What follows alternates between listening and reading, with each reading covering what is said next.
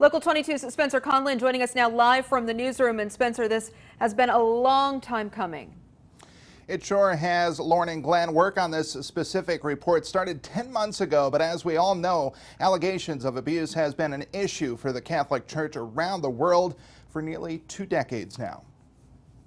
Father Foster told me that I would be blindfolded so that I would feel comfortable. John Mahoney says he was betrayed by a man he was taught to trust, Father Edward Foster. It started when he was in 7th or 8th grade during a trip to Montreal for what the priest told him was a wellness study. All of this part of the study was done while I was in the nude.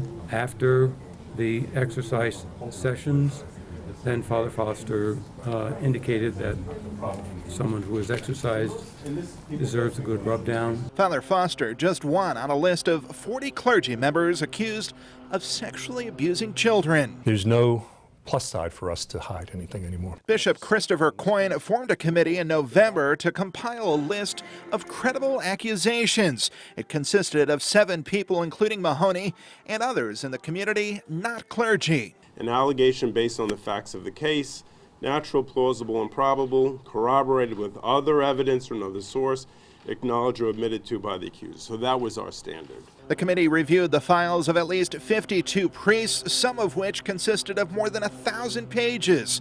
They revealed patterns of abuse by priests and mishandling of the accusations by church leaders. A lot of times it wasn't an effort to make sure these things didn't happen. And guys went away to treatment, and they came back and they said they're cured. And then the bishop would put them back into ministry and then they'd do it again, So it was a whole combination of things. Coyne says over the years, the church has settled with dozens of accusers, totaling nearly $32 million. It should have been released in 2001 or earlier. Burlington attorney Jerry O'Neill represented several clients and has been after the church to release a list of the accused for over a decade. These people were out of ministry, so I'm not worried about that.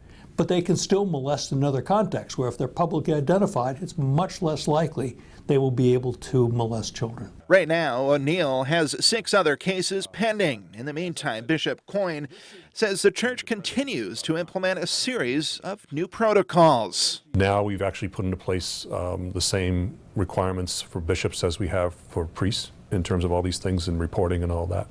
I think that that's a very positive thing for the United States. I'm hoping that people can say that we've tried to lay to rest as best we can what we have. And as for Mahoney, he has a message for other survivors. We are releasing these names to indicate to you that you are not alone.